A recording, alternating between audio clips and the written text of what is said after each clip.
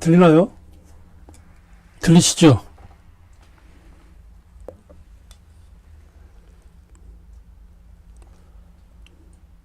제가 방송 이게 오늘이 좀 긴장을 해서 그랬는지 뭐 여러 가지 생각도 좀 복잡하고 하루 종일 여러 가지로 참 생각이 많아서 그런데 다시 얘기하겠습니다. 죄송합니다. 제가 마이크 송출 장치를 안 켰어요.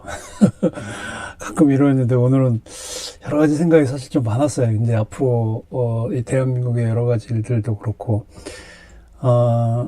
뭐 제가 했던 얘기 다시 기억을 되살려서 이야기를 하자면, 이게 첫 번째 지금 뭐 여러분들이 보고 있는 화면은 이 불법적인 대통령 체포 그리고 대한민국 초유의 국정 공백 사태를 지금 보여주고 있거든요. 그 대통령부터 시작을 해가지고 방첩사 수사단장까지 전체해서 작년 12월 3일 비상계엄 사태, 그리고 또 대통령 탄핵 소추 이후 이 대한민국이 정말 극단으로 갈라져서 가고 있잖아요. 정치적으로 사회적으로 굉장히 혼란한 상태로 가고 있어요.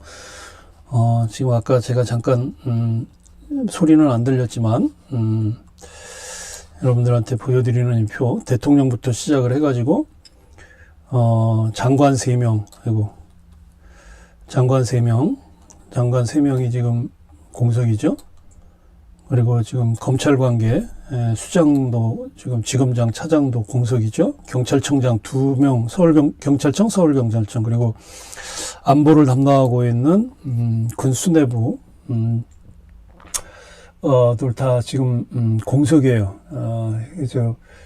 그래서 이 국가안보와 치안을 담당하는, 특히 이제 이 군참모총장이라든지 수도방위사령부 이런 경찰청장, 또 서울경찰청 전부 이게 탄핵돼서 그런 거 아니에요? 뭐 내란죄 수사한다 때문에 다 지금 민주당에서 그 탄핵 소추를 함으로 인해서 지금 이 대한민국 헌정 역사상 이 초유의 이런 많은 많은 정부 관료와 국가 안보 치안을 담당하는 이 수장들이 공석이 되는 이런 국정 공백하고, 그리고 이제 안보 위기가 지금 현실로 나타난 거죠.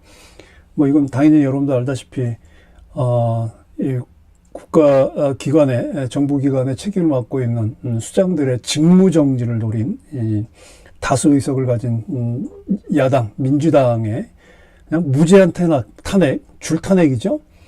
그리고 이 특검이라고 하는 것은 검찰 수사가 미진할 때 하는 아주 그 예외적인 상황에서 이루어져야 되는 건데, 이게 뭐 특검이 일상화돼 있었죠.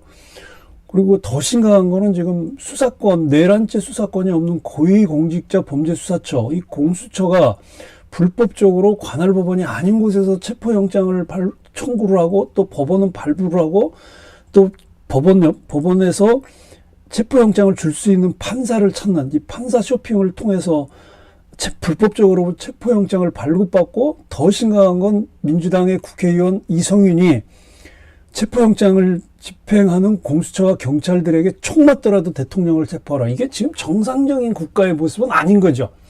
법치국가에서 일어날 수 있는 모습은 아니라고. 이게 정상적인 법치국가의 정상 궤도에서 완전히 이탈한 거예요. 결국 따지고 보면 원인은 한 사람이야. 희대의 자범 이재명 때문에 국가 질서가 지금 다 혼란으로 가게 되고, 국가 운영이 공백 상태에 이르게 된 이런 상황에 지금 이런 거거든요. 그럼에도 불구하고 우리가 여러분들 뭐 마음도 착잡하시고 여러 가지로 좀 혼란스러운 상황이겠지만, 그래도 제가 이렇게 방송을 하고 여러분들에게 이런 이야기들을 나누는 이유는, 그래도 정의가 승리한다, 우리가 이긴다, 결국 사필 규정, 올바른 것이 결국 제자리에 잡히게 될 것이다.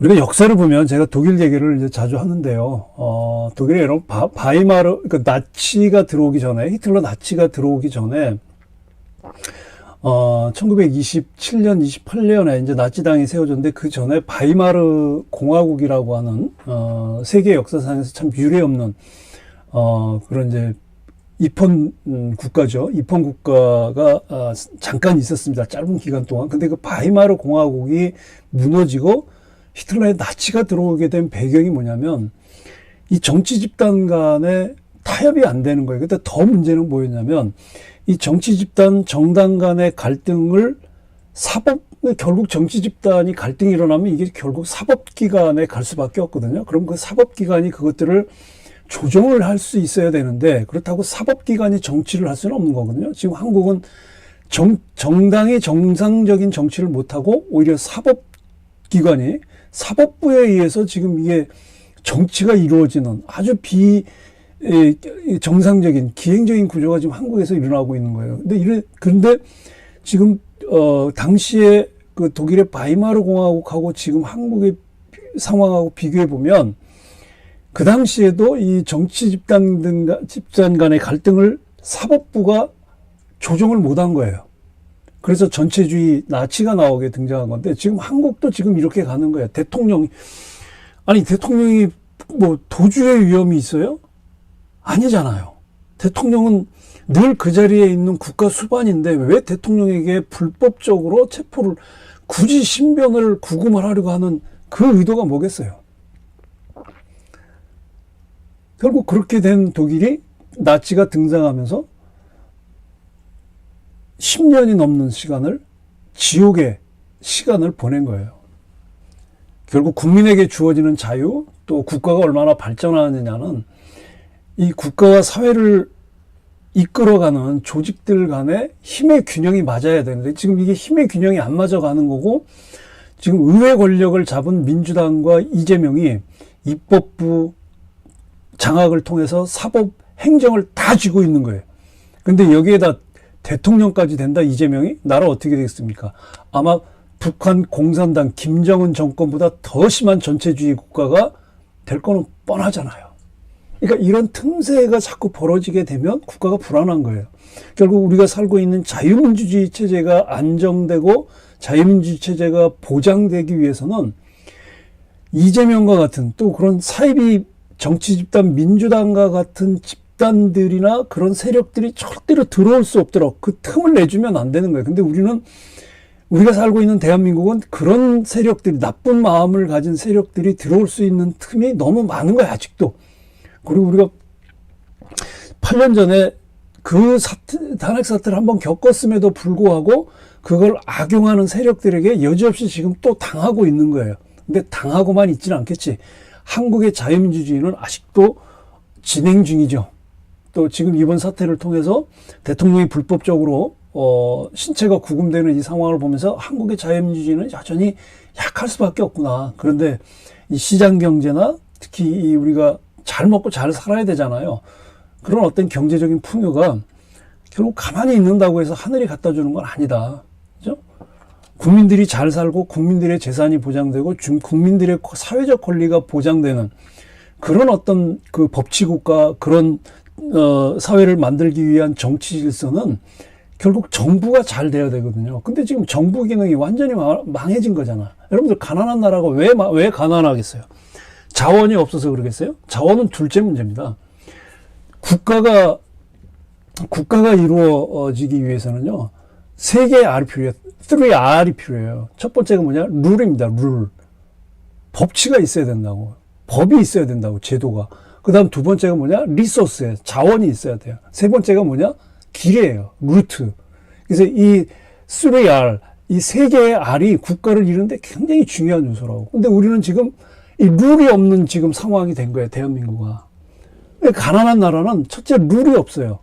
그리고 리소스도 없고 자원도 없고 루트도 없는 거야. 옆에 나라들과 교역을 할 수 있는 교통망이 제대로 설치가 되지 않으면 그 나라는 가난할 수밖에 없는 거예요. 그러니까 결국 이 윤 대통령이 이렇게 지금 불법적으로 체포영장이 발부돼서 신체가 구금이 된 건 한국의 자유민주주의가 얼마나 허술하냐, 얼마나 약한가. 그리고 또 하나 한국의 반국가 세력이 곳곳에 잠복해 있다는 걸 보여준 거예요. 저는 이번 12.3 계엄 사태는 어떻게 보면 잘했다고 저는 생각이 돼요. 물론 윤 대통령은 신체적인 고통을 겪고 있고 심적인 고통을 겪고 있지만 이 계기를 통해서 사회 곳곳에 숨어있던 반국가 세력, 종북 좌파 간첩들이 다 튀어나온 거예요. 지금 광장에 가봐요. 다 그 사람들이 나온 거예요. 그 상황을 만들어 준 거예요. 대통령이 괜히 계엄을 한 게 아니다. 한국 사회를 무너뜨리려고 하는 대한민국을 북한에 갖다 바치려고 하는 종북 좌파 세력들이 우리 사회 곳곳에 박혀 있다. 경찰, 법원, 언론, 종교, 교육, 노동은 뭐 말할 것도 없거든. 거기는 뭐 완전히 온상이고, 온 사회 곳곳에 북한을 추종하는 종북 좌파 세력들이 너무너무 박혀 있었다는 거야. 근데 계엄을 계기로 해서 드러난 거예요. 우리가 땅속에 있는 나쁜, 그 균을 잡으려면 나쁜 짐승을 잡으려면 나와야 잡을 거 아니에요. 나오기 전에는 어디에 숨어 있는지 모르잖아. 근데 나온 거야, 이제. 나오면 잡기만 하면 돼, 이제. 근데 그 나오게 할 수 있도록 한 것이 12.3 계엄이에요. 그러니까 난 대통령이 잘했다고 봐. 물론 지금 순간적으로 좌파 세력들이, 반국가 세력들이 결집을 하고 있는 것 같지만, 대한민국을 온전히 지키려고 하고 자유민주주의 체제를, 그리고 미래 대한민국의 미래를 걱정하는 많은 국민들이 결국 똘똘 뭉칠 거라고. 그래서 이 나라를 어떻게 해서든지 구할 거라고. 대한민국의 5천년의 역사 속에는 항상 그런 위기 속에서 늘 백성들과 국민들과 시민들이 그 나라, 우리 민족의 위기를 지금까지 늘 이겨왔어요. 극복해왔어요. 나는 이번도 그럴 거라고 생각이 들어요.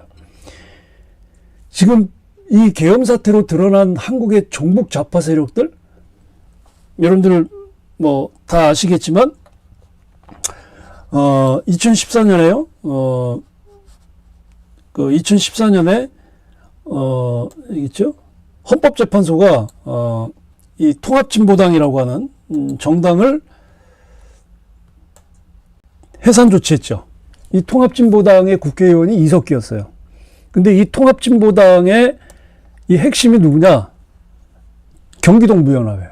성남에 뿌리를 두고, 성남 용인에 뿌리를 두고 있는 이 경기동부연합의 핵심 인물이 지금 이석기라고, 이석기. 근데 이석기가, 소위 그, RO, 혁명 조직이라고 하는 그 불법적인 반국가 조직으로, 감옥 살다가, 통합진보당이 이제 해산이 됐는데, 이후에 이 통합진보당이 지금 진보당하고 전국민주노동 조합총연맹, 그리고 민노총이죠. 민노총에 지금 핵심적으로 다 들어가고 있다고요. 근데 지금 이 진보당 같은 경우는, 이 진보당은 아예 이게 통합진보당 때도 마찬가지인데, 대한민국의 정통성, 그리고 대한민국 정부, 그리고 대한민국의 입법, 사법, 행정을 반민주적이라고 주장하면서 북한과 연계된 소위 혁명을 꿈꾸고 있는 세력이 바로 이 진보당입니다. 왜냐하면 통합진보당 때 그렇고, 그 뿌리가 지금 여기에요. 이 경기동부연합이라고. 이 경기동부연합이 지금 그 뿌리를 가지고 있는 거예요. 근데 이 그 통합진보당이 그 해산이 되고 나서, 진보당이 갈라지고 나서 이 경기동부연합의 지금 여기 보는 양경수, 지금 이게 민노총 위원장이죠. 이 양경수가 이 경기동부연합 출신이에요. 아주 한국외국어대학 용인 캠퍼스 출신인데, 이 경기동부연합이 아주 골수 주사파 조직이거든요. 주체사상파라고. 아주 골수 주사파 조직들이라고. 이 자생 간첩들이 여기서 지금 다 나오고 있다고. 그러니까 경찰들은 지금 이런 거는 안 잡고 왜 대통령 부속에 목숨을 매냐 이거예요. 근데 지금 이 민노총의 핵심 조직이 그동안에 이제 분화가 많이 있었는데 2000년대 초부터 소위 민주노동자 전국회의라는 조직이 있습니다. 여기에 그 조직이 가장 커요. 그게 이제 소위 이제 민족해방 NL 계열이거든요. 이 NL 계열인데 거기서 이제 힘을 받아갖고 양경수가 위원장에 당선이 된 거예요. 근데 이 양경수는 처음에는 민노총에서는 힘이 약했죠. 이제 그 통합진보당에 있다가 경기동부연합 출신으로 해서 통합진보당에 들어갔다가 민노총에서 이 전국회의에 지지를 받아가지고 이제 위원장이 된 건데, 이 양경수가 골수 주사파란 말이에요. 예. 그러니까 그 주사파들이 주장하는 게 뭐냐면 민족 자주화야. 그러니까 한국이 미국의 식민지라는 거지. 그리고 조국 통일. 조국 통일이 뭐예요? 북한이 대한민국을 해방시켜야 된다는 거야. 그러니까 적화 통일을 꿈꾸는 세력들이라고. 그게 강령이에요. 그게. 근데 이런 세력들이 곳곳에 숨어 있다고. 곳곳에. 그 핵심이 어디냐? 이 경기동부연합이에요, 지금. 그 성남을 중심으로 해서 용인, 하남, 오산, 수원, 그다음에 화성, 안성 이쪽 지역을 지금 활동을 하고 있는 거예요. 이쪽 지역으로. 굉장히 뿌리가 있습니다. 거기에 지금 여기 보시는 것처럼 이재명이 양경수하고 이 커넥션이 되는 거예요. 이재명이 저기 성남시장 성남시장 나올 때부터 경기동부연합이 전폭적으로 지지를 했고, 그리고 경기도지사 될 때도 마찬가지고 대통령 후보가 될 때도 경기동부연합이 조직적으로 지지를 했어요. 그러니까 결국 이재명이 이런 어떤 그 반국가 세력들과 연대가 될 수밖에 없는 것이 자기의 정치적인 백그라운드가 이 종북 좌파, 이 주사파 조직인 경기동부연합을 뒷배경으로 갖고 있기 때문에 그런 거거든요. 근데 거기에 지금 통합진보당이 해산이 되면서 진보당의 일부, 그리고 민노총의 일부로 들어간 핵심 세력 중에 지금 양경수라는 민노총 위원장이 골수 주사파의 반국가 세력으로 지금 활동을 하고 있고, 이번 계엄 사태를 통해서 이 양경수가 이끄는 민주노총이 대통령 탄핵과 그리고 이 구속 이후에 지금 정부 붕괴를 계속 끌어가고 있다는 거예요. 근데 여기서 끝나는 게 아니야. 이거는 지금 우리 사회에 박혀있는 소위 자생 간첩들을 만들어내는 경기 동부연합, 그리고 북한을 추종하는 이제 주사파 세력들, 그러니까 운동권의 그 NL 계열, 민족해방파 계열들의 주요 핵심 세력들이 이제 여기에 물론 이제 경기 동부연합이라고 해서 이 성남을 중심으로 하는 게 아니라 전국적으로 다 있어요. 인천도 굉장히 심하고 전국 각 지역에 이 주사파들이 다 있고, 얼마 전에 그 청주 오송의 그 충북동제라고 하는 그러니까 알겠죠? 그리고 지금 민주노총이 윤석열 정부 초기에 간첩 혐의로 3명이 구속됐잖아요. 여러분 아시죠? 그 어디 파키스탄인가 어디 미얀마인가 가서 이 북한 공작원하고 접촉을 했다는 거 그 증거도 다 있으니까 해서 이 민주노총에 실제로 간첩을 활동을 한 3명이 그 간부가 구속이 됐단 말이에요. 이게 지금 한국 사회야. 2025년 한국 사회가 북한과 지속적으로 연계를 맺고 있는 반국가 세력들이 지금 한국 사회를 좀먹고 있다는 거예요. 근데 이번 계엄 사태를 통해서 이들이 완전히 이걸 양지로 나왔다고 해야 되나? 모습을 다 드러낸 거예요. 그래서 광장에서 무슨 시위를 하고 뭐 탄핵 찬성 시위를 하고 대통령 구속 주장을 하고 하는 이런 모든 것들이 일련의 배경에는 이들 경기동부연합과 민노총, 진보당 같은 이런 핵심적인 주사파, 종북 좌파 세력들에 의해서 지금 이끌어지고 있다. 이게 결국 이게 계엄 사태를 통해서 완전히 드러난 거예요. 근데 이걸 지금 2030 세대들, 소위 MZ 세대들이 이제 이걸 현실적으로 보기 시작한 거예요. 지금 윤 대통령의 지지율이 45%까지 올라갔잖아요. 특히 2030 MZ 세대들이 이념적으로 편향되지 않은 2030 세대들이 윤 대통령에 대한 지지율이 왜 올랐겠어요? 말이 맞거든. 실제로 그런 눈으로 보니까 이런 세력들이 막 드러나고 있는 거거든. 그리고 이들이 한국 사회의 근간을 무너뜨리고 결국 이들이 북한과 연계해서 대한민국을 적화한다고 하는 것이 지금 점점 드러나고 있는 걸 보고 있는 거거든요. 근데 여기 이것뿐만이 아니라 지금 더 근거는 지금 그 민주노총하고 이 종북 주사파 조직들은 자신들의 주장과 행동에 반대되는 사람은 언제든지 불법과 폭력을 동원해서 괴롭히는 게 이들의 행동 규칙입니다. 파리바게뜨 운송 트럭하는 에 대해서 그 차의 엔진에 기름을 보내는 그 연료선을 끊어버렸잖아요. 그 운전하는 파리바게뜨 기사 어떻게 되라고? 이런 게 민노총이라고. 민노총 그리고 이 주사파 조직들이 하는 행동들이 이런 거예요. 그럼 나는 지금 이 주요 큰 건물들 공장에 불이 나는 것에 대해서 굉장히 제가 지금 의구심을 갖고 있어요. 나는 이건 실화, 그러니까 어떻게 잘못된 뭐 그런 이 방화가 아니라 의도적인 방화가 나는 굉장히 많을 거라고 저는 보고 있어요. 그리고 또 하나가 문제면 이번 그 대통령 체포 그 과정에서 그 체포영장 집행 과정에서 나타난 뭐 공수처는 말할 것도 없고 이 경찰의 문제인데, 지금 경찰의 문제를 지적하는 법률가들도 굉장히 많죠. 지금 가장 통제되지 않는 지금 그 공권력이 지금 경찰입니다.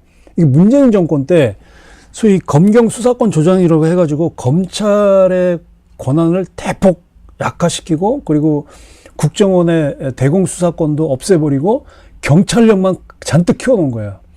경찰의 권력만 잔뜩 키워놨어요. 경찰이 전국에 14만 명인데 이들은 다 무기를 소지할 수 있죠. 그리고 대한민국의 경찰청장이 이들 14만 명에 대해서 인사, 예산, 그다음에 징계, 정책, 법령 모든 권한을 다 가지고 있어요. 경찰청장 한 사람이. 이런 나라는 전 세계 대한민국밖에 없어요. 이번에 민주당의 이상식 의원이 자기 페이스북에다가 민주당하고 국가수사본부, 경찰청에서 이끌고 있는 국가수사본부에 계속 전화해가지고 전화에 불이 나도록 자기가 메신저 역할을 했다고 스스로 고백을 했잖아요. 이게 뭐예요? 국회의원이 자유민주주의 체제의 근간을 흔드는 반국가 세력이라는 걸 스스로 고백을 한 거예요. 스스로. 그리고 이렇게 경찰이 무도한 불법적인 공수처의 체포영장 집행에 경찰이 하수인이 됐다는 걸 이번에 보여준 거예요. 그러니까 한국의 이 정치제도, 국가제도, 경찰, 특히 이 행정, 공권력을 집행하는 이 경찰이 얼마나 지금 허술하고 이 경찰 권력에 얼마나 많은 권한이 집중되어 있는가 이게 여실히 드러난 거예요. 그래서 이 윤석열 정부 초기 때 아마 그 전에 했을 건데 경찰국을 행안부에다가 행정안전부에 신설을 하려고 했는데 뭐 지금 있긴 합니다만은 뭐 유명무실한 조직이죠. 형식적인 조직만 된 거란 말이에요. 지금 경찰은 독자적으로 수사권하고 정보 조직을 다 가지고 있습니다. 이건 대통령도 뭐라고 터치를 못해요. 행안부 장관 통제도 받지 않고요. 문재인 정권 때 검경 수사권 조정으로 해서 검사가 경찰의 수사권을 지휘할 수가 없어요. 완전히 무소불위의 권력이 지금 한국 경찰입니다. 이번에 보셨잖아요. 공수처가 불법적인 체포영장을 하는 등에 대해서 대통령 경호실에서 경호처장이 협조를 안 했다는 이유로 경찰이 경호처장을 공무집행방해로 입건을 했거든요. 그리고 결국 사직을 했잖아요. 그러니까 이렇게 막 형사 입건하고 그 다음에 수사를 할 것인지 말 것인지 하는 이 모든 게 검찰의 또는 그 위의 상급기관의 전혀 통제를 받지도 않고 지휘도 받지 않는 경찰의 모든 독자적인 권력, 그러니까 완전한 재량과 완전한 권력 집중이 이루어지고 있다는 겁니다. 이게 지금 한국의 가장 큰 문제. 독일 같은 경우는 다르거든요. 독일은 이렇게 경찰이 완전히 수사권이라든지 권한을 집중하고 있지 않거든요. 행정경찰하고 사법경찰이라는데 행정경찰은 뭐 보통 이제 치안을 담당하는 행정경찰들은 내무부가 통제를 하고 있어요. 그래서 인사, 징계, 예산, 정책 같은 거. 그리고 이제 일선경찰은 내무부에서 정한 규범대로 규칙대로 이제 집행만 할 뿐이고 실제로 이제 수사를 하는 사법경찰 같은 경우에는 검찰청의 검사가 직접 지휘를 해요. 근데 물론 이제 검찰도 자체 수사 기능은 없습니다. 그러니까 독일은 경찰이나 검사나 독자적인 자체 수사 기능은 없어요. 왜냐? 이 양쪽 다, 그러니까 검찰이 사법경찰을 수사 지휘하도록 한 거는 행정경찰이 인사권을 무기를 삼아가지고 이 사법경찰들에 대한 인사에 개입을 할 수가 있거든요. 그러니까 그걸 막기 위해서 그런 거고, 그리고 검찰과 경찰 어느 조직에게도 독자적인 수사권을 주지 않는 것은 검찰이나 경찰이나 이걸 사건을 기소부터 시작을 해서 수사해서 기소해서 하는 모든 그 재판 과정에서 판결이 나는 과정까지, 그러니까 재판 과정에 이르기까지 어떤 수사기관, 검찰이나 경찰이 폭주하지 못하도록 제어 정치를 만든 거거든요. 굉장히 바람직한 제도거든요. 근데 지금 한국은 전혀 없습니다. 거기다 국가수사본부까지 만들어 놔가지고 대검 수사권도 지금 경찰이 갖고 있잖아. 근데 지금 간첩 잡습니까? 민주노총의 간첩 혐의로 구속된 간부 3명은 국정원에서 그 정보를 다 받은 거예요. 그걸 경찰에 넘겨준 거예요. 수사권이 없으니까. 모든 정보는 국정원이 뒷조사를 해가지고 민주노총 간부 3명이 북한의 공작원들과 계속 만나서 간첩 활동을 했다라는 걸 경찰에 넘겨가지고 경찰이 잡은 거거든. 이렇게 가면요, 대한민국 금방 무너집니다. 이 경찰의 부여된 이 무소불위의 권력을 어떤 식으로든지 이건 조정을 해야 돼요. 그러니 아무것도 안 하잖아요. 간첩도 안 잡고, 선거 부정 수사도 안 하고, 아무것도 안 해, 경찰은.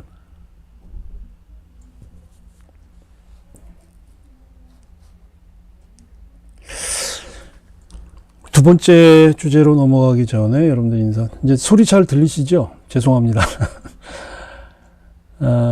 이 글자가 잘 안 보이네. 예, 인사를 드릴게요. 예. 이은문영님 감사합니다. 반갑습니다. 강효림님, 예, 윤환영님 들어오셨고, 소영김님 반갑습니다. 오레가노님 반갑습니다. 예. 그래서 제가 뒷부분에 지금 이제 두 번째 주제에서 독일의 AfD, 독일어로 이제 AfD, Alternative für Deutschland, 독일을 위한 대안이라는 정당이 핵심적으로 주장하는 게 이제 불법 이민자 추방과 불법 이민 금지거든요. 근데 우리나라 같은 경우도 지금 이 민주당이나 국민의힘도 지금 이 중국인들 문제에 대해서 심각하게 생각이 되는데, 오히려 민주당은 중국인들을 이용을 하고 있죠. 지금 자생 간첩들만 친북 활동하는 게 아니에요. 중국인들이 들어와서 간첩 활동을 해요. 그리고 여러분들 대림동 가보시면 알겠지만 범죄 집단들이 많아. 나는 그래서 이 중국인들의 한국 입국, 대한민국 입국 규제를 해야 된다고 저는 봐요. 근데 어느 정당도 지금 그걸 내세운 데가 없어. 앞으로 새로운 정당이 나온다면 신분이 불명한 중국인들의 대한민국 입국 규제에 대한 강력한 조치가 나는 필요하다고 봐요.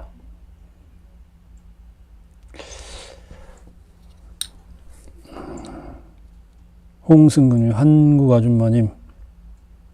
예, 한국 아줌마님 오랜만에 오셨습니다. 유연호님. 오래가는 4050 세대는 뭐 마음으로 동참하겠죠.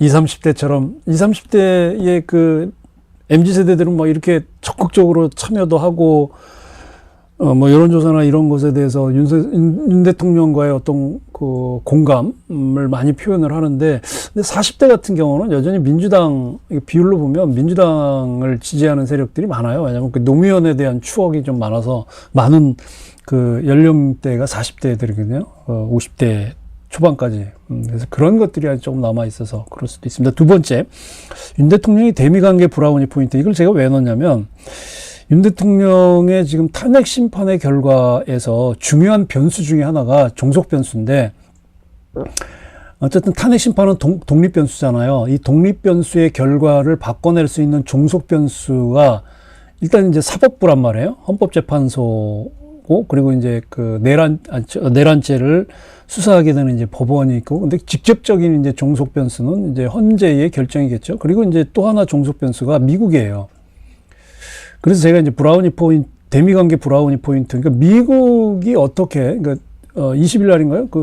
트럼프가 대통령 취임하고 나서 대한민국 정부에 대해서, 특히 윤석열 정부에서 어떤 스탠스를 취해줄 거냐. 지금은 트럼프가 아직 공개적으로, 취하기 어렵죠. 아니면 대통령 취임도 안 했기 때문에, 단지 이제 일론 머스크가 이제 그 역할들을 계속 하고 있는데, 그래서 윤 대통령의 대미관계 브라우니 포인트가 높으면 탄핵이 기각될 가능성이 높게 되는 거예요. 상관관계예요.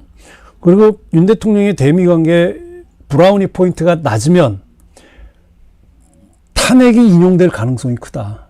그러니까 종속 변수 두 개 중에서 헌법재판소와 미국이라는 두 개의 종속 변수 중에서 나는 더 큰 부분을 차지하고 있는 종속 변수는 미국이라고 봐요. 근데 그 미국에서 어떤 영향을 주느냐는 결국 윤 대통령이 그동안 대미 관계를 어떻게 해왔느냐라고 하는 이 브라우니 포인트거든요. 이게 브라우니 포인트라는 말 많이 들어보셨나요? 이게 잘 안 쓰는 용어긴 한데, 이거는 이제 그 포멀한, 그러니까 격식 있는 어떤 관계에서 사용되는 게 아니라 이게 격식을 차리지 않은 비격식적인 상황에서 사용되는 거예요. 그래서 개인적인 관계나 사적인 관계에서 상대방에게 호의를 베풀거나 상대방에게 신뢰를 많이 얻을 때, 그 브라우니 포인트가 높아 라고 하는데, 물론 이거 미국에서 나온 말입니다. 그 미국의 그 스카우트가 있잖아요. 보이스카우트, 걸스카우트. 이런 스카우트 그룹에서 그 스카우트 활동의 가장 중요한 게 이 릴레이션십이잖아요. 관계잖아요. 이제 그런 게 이제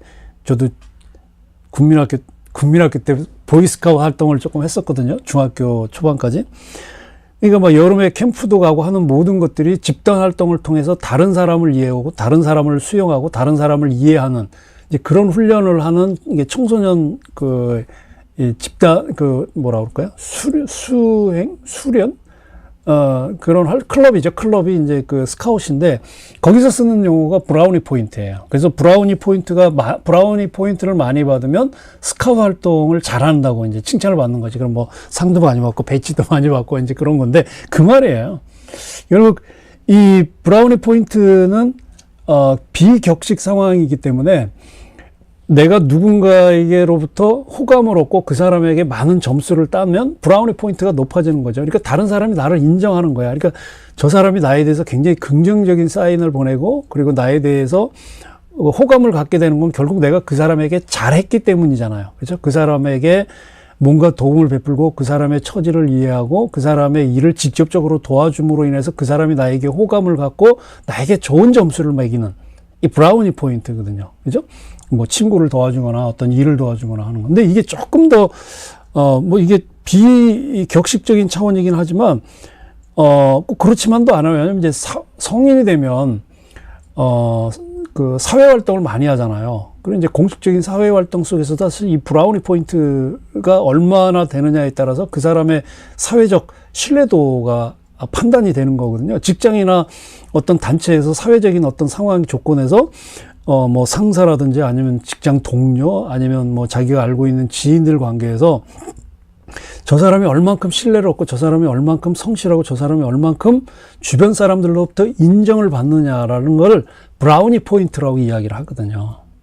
그래서 어떤 사람이 하는 행동이 그 집단 또는 그 집단 구성원들에게 많은 점수를 얻을 때, 즉 브라우니 포인트가 높을 때 저 사람은 사회관계 또는 사회활동에서 굉장히 긍정적인 영향을 주는 사람이다라고 평가를 해요.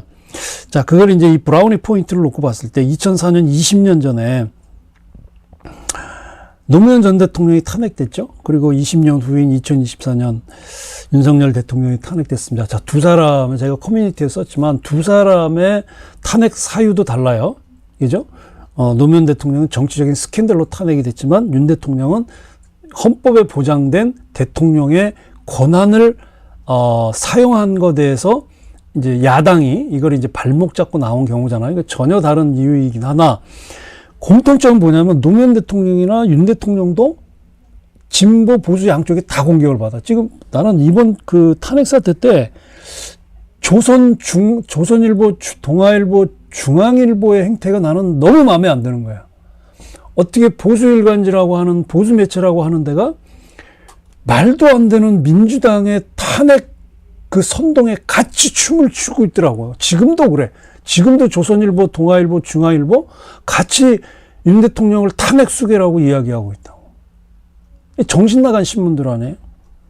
그러니까 지금 윤 대통령도 20년 전 노무현 대통령하고 똑같이 보수 진보 진영으로부터 다 공격받는데 그래도 노무현은 살아났어. 왜? 이 노무현은 그래도 정치적 정통성을 내세울 수 있었거든. 사실 그것 때문에 이 정치적 정통성을 자신한테 유리한 국면으로 만든 거예요. 탄핵 국면에서. 결국 그 소위 탄돌이라고 하는 자기를 지지해주는 그 당내 의원들 걔네들이 나가서 이제 국회의원 나가가지고 국회의원 당선된 거잖아요. 그래서 이제 탄핵이 이제 그 기각이 된 건데, 근데 윤 대통령 같은 경우는 정치 활동이 없단 말이에요. 그러니까 정치적 정통성이라고 내세울 게 없어.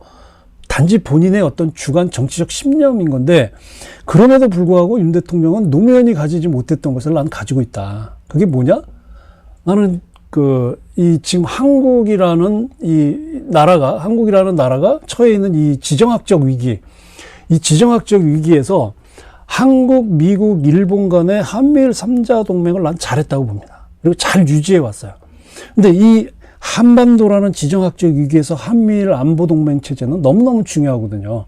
지금 이제 트럼프가 대통령이 되면서 어떻게 바뀔지 모르겠지만, 현재까지는 이 한미 동맹 체제를 놓고 봤을 때, 미국의 군부에서는 윤석열 대통령에 대해서 상당히 신뢰를 하고 있다. 즉, 브라우니 포인트를 높게 받고 있다. 누구보다 더 많이?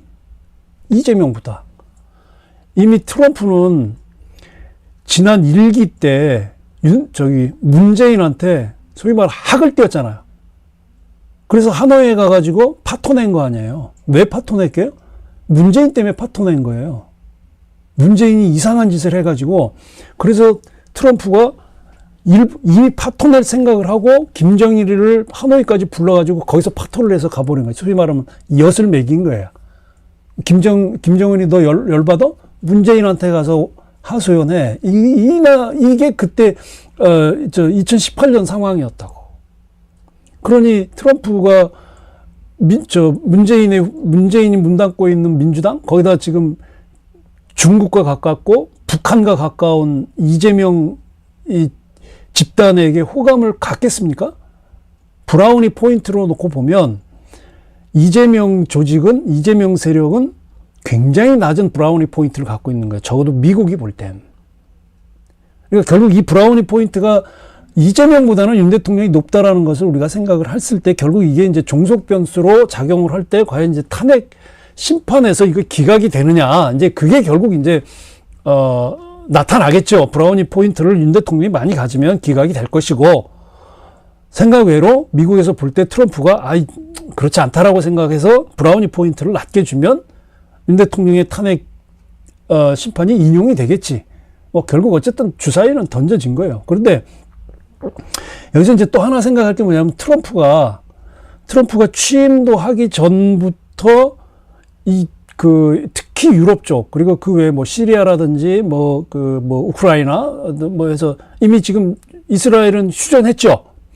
그러니까 전 세계에 있는 이 분쟁 지역을 지금 이제 평화로 이끌고 가는 노력을 하고 있어. 왜? 미국이 개입 안 하려고 그러는 거거든. 그러니까 이런 분쟁 지역에 대해서 굉장히 간접적인 관여를 지금 대통령 취임을 하지 않고 하고 있어. 근데 아주 노골적으로 하고 있는 사람 있죠. 정부 효율부를 맡은 일론 머스크. 일론 머스크는 아주 독일의 다음 페이지인데, 독일의 AfD, 이 독일을 위한 대안을 적극적으로 지지한다. AfD만이 독일을 살릴 수 있다. Only AfD can save Germany라고 하는 그 얘기를 해서 독일 일간지하고 벨트함 존탁이라는 일간지하고 인터뷰도 했어요. 지금 그래서 제가 여러분들한테 보여드리는 이게 뭐냐면, 지금 여러분들이 보시기에 이게 제가 요게 이제 지난주에 제가 타겟샤우 언론 매체죠. 독일의 언론 매체의 인스타그램에서 제가 이거 캡처를 떠온 거고, 지금 요거는 이번 주 월요일에 ZDF라는 방송 매체에서 제가 거기서 운영하는 인스타그램에서 캡처를 떠온 건데, 자, 여기서 보시면,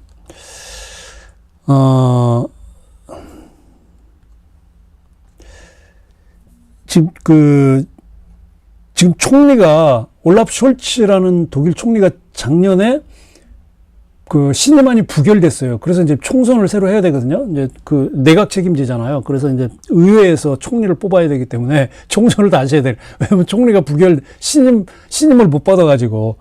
그래서 이제 총리를 뽑기 위한 총선을 이제 다음 달 2월 23일 날 해요. 독일에서. 그래서 지금 여론조사 무지하게 많이 하는데, 지금 올라프 숄츠가 소속된 당이 여기에 SPD, 사회민주당. 근데 사회민주당이 지금 일주일 만에 1%가 떨어졌어요. 여기 보시면. 네, 보여요.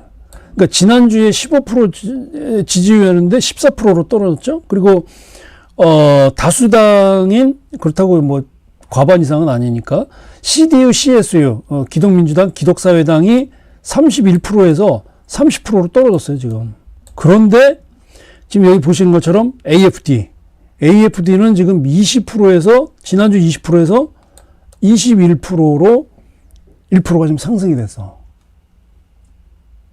이게 나 일론 머스크의 영향도 있다고 봐요. 그리고 독일 사람들의 상당수가 불법 이민자들에 의한 이 사회 문제가 상당히 심각하고 있거든요. 그러니까 이제 지금 뭐 SPD나 뭐 최대우, 최혜수는 뭐 녹색당도 마찬가지고, 이 AFD를 뭐 극우 정당이라고 욕을 엄청나고 하는데, 내가 볼 땐 그거는 자기네들이 방어하기 위한 정치적인 어떤 그 욕설이고, 제가 볼 때는 AFD는 나치 정당이 아니에요.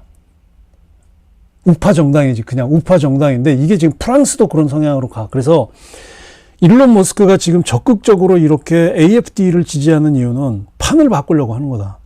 유럽의 정치판을 바꾸려고 하는 거다. 근데 동아시아도 사실 미국에게 있어서는 굉장히 중요한 지역이거든요. 거기서 한국, 말할 것도 없죠. 한국도 굉장히 중요한 대상. 그래서 일론 머스크가 한국에 대한 이야기를 했었잖아요. 지금 한국이 너무 애를 안 낳아가지고 출산율이 너무 낮아서 인구가 소멸될 거다라는 얘기를 했어. 나도 지금 언제부터 한국을 좋아했다고 그런 얘기라. 근데 이게 왜 그러냐? 한국의 정치 이슈를 그때는 일론 머스크가 직접적으로 얘기하기는 곤란했겠지. 그러나 트럼프가 대통령 당선된 이후에는 어떤 식으로든지 한국의 정치에 개입할 가능성이 굉장히 크다. 물론 이제 보이지 않게 하기는 하죠. 그러나 독일의 AFD를 지지한 것처럼 한국의 새로운 정당, 새로운 정치에, 왜냐하면 지금 민주당이나 국민의힘으로는 트럼프하고 코드가 안 맞아요. 그건 누구나 다 알고 있어, 지금. 그렇다고 미국이 들어와가지고 당을 세우겠어요? 그건 아니잖아. 그래서 이 정당이 아니라 정당 이전에 지금의 이 한국 위기를 맞는 한국 사회, 그리고 한국의 그 자유민주주의 체제의 어떤 그 위험, 그리고 이 극단적인 민주당과 이재명과 같은 극단 세력들, 그리고 민주노총과 같은, 그리고 경기동분과 같은 반국가 세력들을 견제하기 위한 또는 소탕하기 위한 새로운 시민정치 조직이 필요하다. 이렇게 공감하는 분들이 많아요. 그래서 저는 이 새로운 시민정치 조직으로 대한민국이 이번 윤 대통령 그 탄핵과 이 불법 체포 사태로 해서 이제 다시 올라와야 된다. 이제 곧 올라올 겁니다. 이제 여러분들 한번 잘 보십시오. 새로운 시민 정치를 통해서 대한민국의 민주주의를 더욱더 발전시키는 그런 이제 계기가 와야 될 거다. 올 거다. 와야 될 거다가 아니라. 그래서 제가 시간이 너무 가서 이거 그도 한번 잠깐 볼게요. 제가 커뮤니티에 제가 이거 올렸죠. 월요일 날.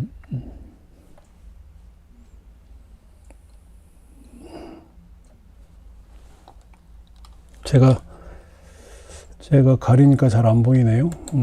제가 조금 화면을 키워보겠습니다.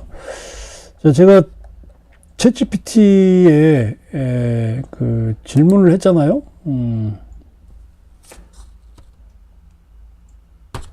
조금 더 키워보겠습니다. 제가 이렇게 질문을 했어요.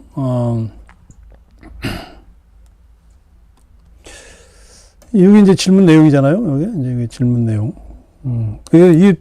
그 인공지능에게 질문을 할 때는 그 프롬프트를 아주 논리적으로 잘 써야 원하는 대답을 얻을 수 있거든요. 그래서 정권 교체를 원하는 사람 세력이 뭐 65%, 그리고 이재명 지지가 35%.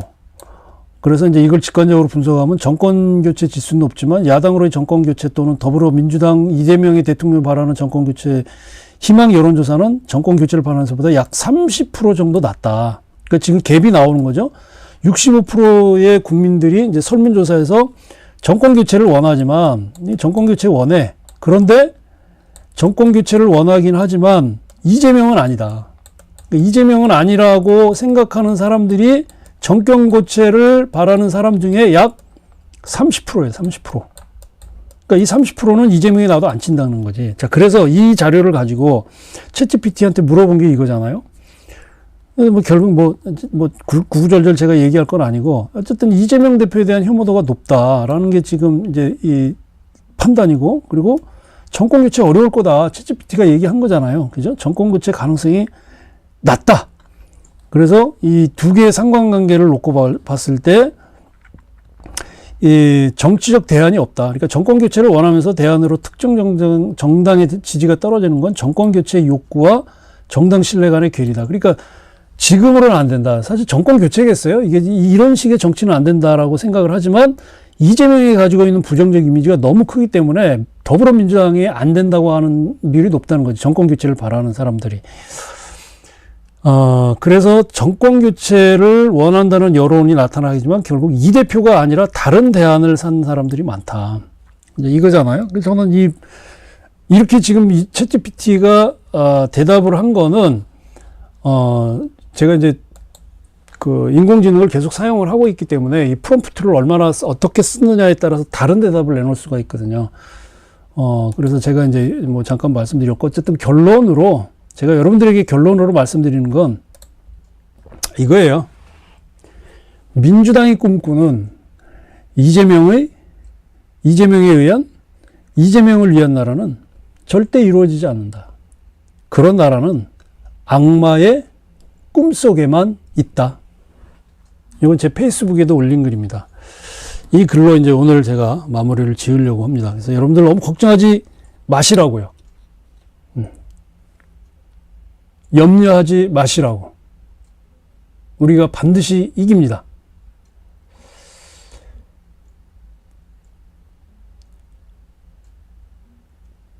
그리고 때가 되면, 그리고 국민의힘하고도 이제 결별, 제가 이제 탄핵 심판이 본격적으로 이루어지면 또 얘기를 하겠지만, 어쨌든 윤 대통령이 이제 여러 가지 옵션 중에서 만약에 이제 윤 대통령이 이제 탄핵이 기각이 됐다. 그러면 윤 대통령도 이제 새로운 정치를 해야 되겠죠. 특히 이제 국민의힘하고는 결별을 해야 된다라고 하는 것은 분명한 사실이고요.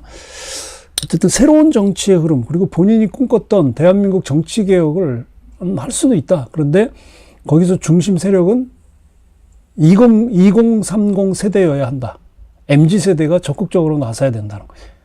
새로운 정치 바람은 2030 세대가 나서지 않으면 이루어지지 않아요.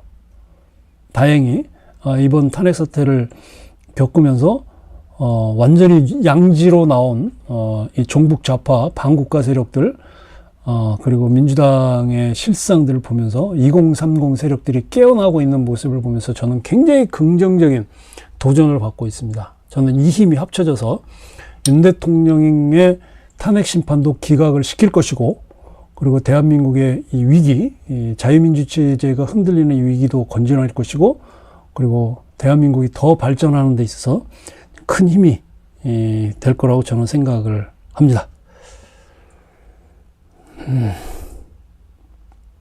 네, 해피엔딩님 반갑습니다. 낭만 판단 계엄이 계몽이 됐다. 요즘 뭐 그런 얘기가 돌더라고요. 계엄령이 아니라 계몽용이라면서요. 계몽용. 사람들을 계몽시켰다고. 이게 지금 이 탄핵 사태는 8년 전, 7년 전, 8년 전 그 박근혜 대통령 때 탄핵하고는 전혀 다르잖아요. 양상이 전혀 달라. 어쨌든 뭐 탄핵 사유도 그렇고, 그리고 특히 이재명이라고 하는 희대의 잡범이 벌이고 있는 이 난상극은, 이건 양식 있는 모든 국민들이 다 혀를 두를 수밖에 없어요. 결국 뒤집어진다, 판은. 예, 오늘 제가 여기까지 준비한 내용은 여기까지입니다. 오늘 시간이 많으면 여러분들의 의견을 더 많이 듣고 이야기를 많이 하면 좋은데, 이재명과 민주당은 언제 없어지냐고요? 우리 2030 세력들, 그리고 윤 대통령의 탄핵이 기각되기를 바라는 국민들이 간절히 바라면 이루어집니다. 그걸 칼 융이 말하는 소위 동시성의 원리라고 하는데, 뭐 그건 제가 또 따로 그런 게 있어요. 이렇게 같은 뜻을 가지고 있는 사람들이 거리가 떨어져 있어도 이 생각을 모으면 실제로 그 생각이 현실이 됩니다. 제가 그런 얘기 예전에 많이 했었죠. 이 집단 무의식을 통해서 사람들이 가지고 있는 정신 원형 악기 타입이 있는데, 그것들을 정신적인 어떤 우리가 흔히 말하는 이제 텔레파시라고 그러잖아요. 떨어진 사람끼리 생각이 통하는. 그래서 이 정신적인 집중력, 이 사람은 이 몸 안에 이 에너지가 있거든요. 그걸 이제 그 진동이라고 합니다. 진동. 주파수라고 그래요. 주파수가 낮은 사람은, 소위 말해서 반사회적인 성향이 강해요. 이재명처럼. 이재명이 가지고 있는 주파수, 진동수는 굉장히 낮아요. 그래서 내가 자꾸 악마라고 하는 거거든요. 근데 이 진동수가 높은 사람은 생각이 선해요. 그리고 많은 사람들을 포옹을 해요. 그래서 내가 어떤 사람을 만났을 때 저 사람과 내가 비슷한 주파수, 즉 진동이 같으면 서로 공명을 일으킵니다. 공명 아시죠? 같이 움직이는 거예요. 그래서 코드가 맞다는 얘기가 저 사람과 내가 진동수가 같다는 얘기예요. 비슷하거나. 근데 이렇게 진동수가 낮은 사람이 갑자기 높은 사람을 만난다고 진동수가 높아지진 않아요. 근데 우리가 어떤 생각을 가지고 진동수가 높은 사람이 그 목표를 향해서 끌어가기 시작하는데 비슷한 사람들이 모이면 실제로 그대로 됩니다. 그래서 그 명상이나 소위 스피리추얼 트레이닝, 이 영적 훈련에서는 그 정신을 집중해서 함께 모으는 힘을 굉장히 중요하게 생각을 해요.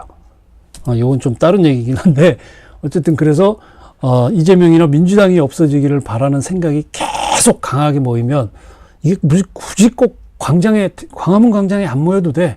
그 생각을 계속 모아 나가면 결국 그렇게 됩니다. 숫자로 봐도 이재명이나 민주당을 지지하는 그 난동을 부리는 그 세력들을 지지하는 세력보다 지금 이 상태가 잘못됐다라고 생각하는 사람이 훨씬 많아요. 수적으로 봐도. 그리고 실제로 광화문 광장에 나오는 그 숫자하고 그 민주당이 끌어내오는 숫자하고 비교가 안 될 정도로 이쪽이 훨씬 많아. 그러니까 그런 어떤 우리의 새로운 방법들도 있다. 네.